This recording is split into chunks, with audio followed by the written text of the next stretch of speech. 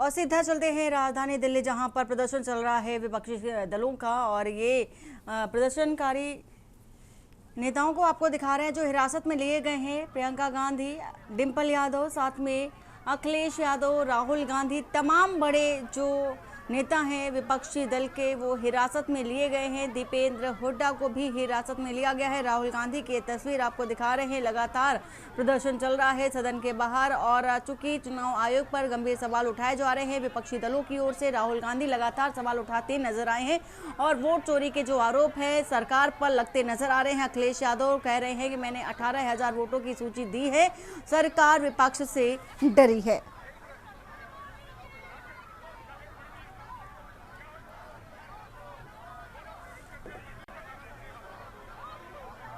तो प्रियंका गांधी, डिंपल यादव को बस में बैठाया गया है। लगातार आपको तस्वीर दिखा रहे हैं। ये संविधान को बचाने की लड़ाई है। राहुल गांधी कह रहे हैं कि हम जो लड़ाई लड़ रहे हैं वो संविधान को बचाने की लड़ाई लड़ रहे हैं, और जो सच्चाई है वो देश के सामने है। एक आदमी एक वोट का अधिकार सभी को होना चाहिए। जिस तरह के आरोप लगाए जा रहे थे कि एक आदमी के कई वोटिंग लिस्ट में नाम है, उसको लेकर के बयान भी सुना था राहुल गांधी का, और अब राहुल गांधी कह रहे हैं कि एक आदमी हो, एक व्यक्ति हो और उसका एक ही वोट हो, उसके कई वोट नहीं होने चाहिए। सच्चाई देश के सामने है, हम संविधान को बचाने की लड़ाई लड़ रहे हैं।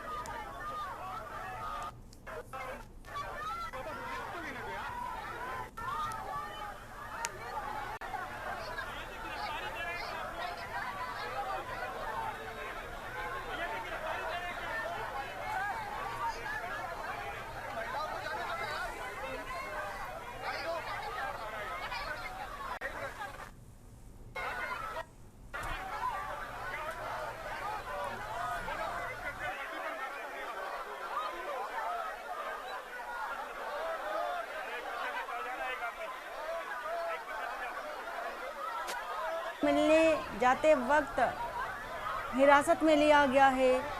सच्चाई देश को हम सामने रख रहे हैं। जो सच्चाई है, जो सच है वो देश के सामने है। राहुल गांधी का ऐसा गंभीर आरोप है सरकार पर। फिलहाल लगातार ये तस्वीर आपको दिखा रहे हैं। हिरासत के एक आदमी, एक वोट का अधिकार होना चाहिए।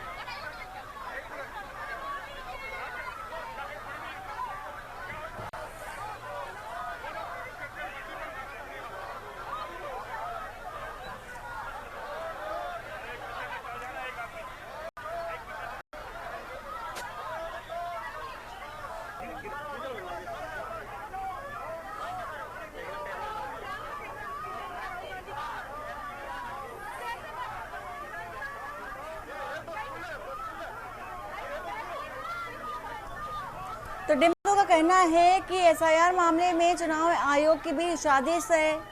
विपक्षी सांसदों को हिरासत में फिलहाल लिया गया है। गंभीर आरोप बराबर लग रहे हैं। बयानबाजियां आप सुन रहे हैं।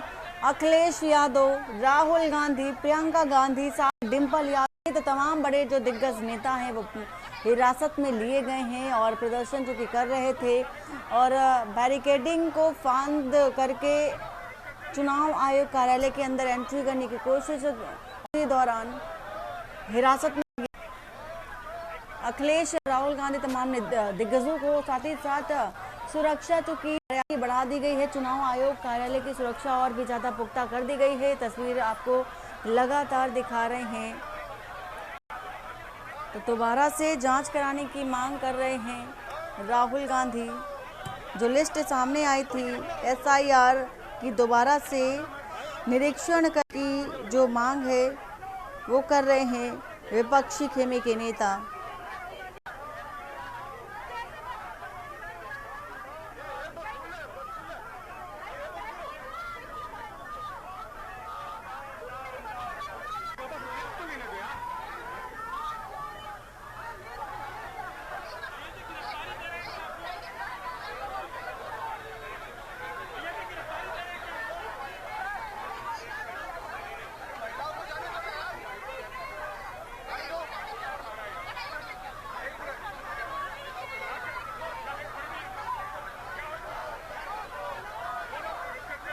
तो विपक्ष का जोरदार का हंगामा और प्रदर्शन एसआईआर को लेकर के देखा जा रहा है।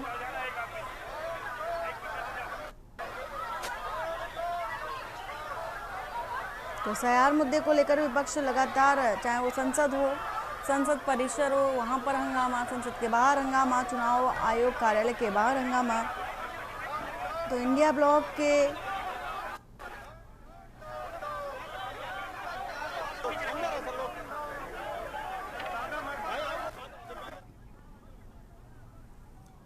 कभी महाराष्ट्र की बात उठाते हैं, कभी हरियाणा की बात उठाते हैं। झूठ की वो एक नया पहाड़ बनते हैं। पिछले विशेष करके 2014, 19 और 24 में और उन दिनों में कांग्रेस पार्टी अनेक राज्यों में निरंतर पराजय के कारण एक बैंकरप्सी की स्थिति में पहुंच चुकी है। कोई स्पष्ट मुद्दा हाथ में नहीं है, कोई नीति नहीं है। एक रिएक्शनरी फोर्स के नाते ये लोग अपने राजनीतिक कार्यकलाप बना रहे हैं। पहले इन्होंने ईवीएम को मुद्दा बनाया था, फिर राफेल पे झूठ बोले, फिर सीमा के ऊपर चाइना के साथ हमारी डिस्प्यूट को चाइना के साथ दिए, भारत की सेना को, भारत की संप्रभुता को इन्होंने प्रश्न उठाया, जिसके बारे में न्यायपालिका ने शायद आजाद भारत में कोई राजनीतिक व्यक्तित्व के ऊपर इतनी कटु टिप्पणी दिया होगा कि आखिर बताओ आप है किसके साथ हो। मित्रों, इसीलिए मैंने कहा शुरू में, एक वैचारिक दिशाहीनता की और दुविधा की समूह कांग्रेस पार्टी और उसकी नेता राहुल गांधी बन चुके हैं। लोकतंत्र में उनकी कोई लोक लाज बची नहीं। अराजकता धीरे धीरे अहंकार के साथ मिलते हुए देश में एक अस्थिरता पैदा करने की एक सोची समझी रणनीति ये है। आप चुनाव जीतोगे तो सारा विषय सही है, अब चुनाव हारोगे ये सारा विषय की अव्यवस्था आपको ध्यान में आती है। मैं पिछले 2-3 दिनों में जो वाद विवाद हुए, विशेष करके मैं भारत की मीडिया को धन्यवाद देता हूं। उन्होंने फैक्ट चेक कर करके लगभग सभी टीवी चैनल्स ने राहुल गांधी जी की एक एक झूठ को प्रमाण आधारित बेनकाब किया है, पर्दाफाश किया है। जिनको टेक्नोलॉजी के बारे में, जिनको चुनाव आयोग की प्रक्रिया के बारे में, जिनको देश के बारे में सामान्यतम ज्ञान नहीं है, कांग्रेस पार्टी की और विरोधी की वोट बैंक की राजनीति ही सिर्फ राजनीति बची है। घुसपैठियों को वोट दाता बना के, वोटर्स बना के वो अपनी राजनीतिक रोटी सेकना चाहते हैं।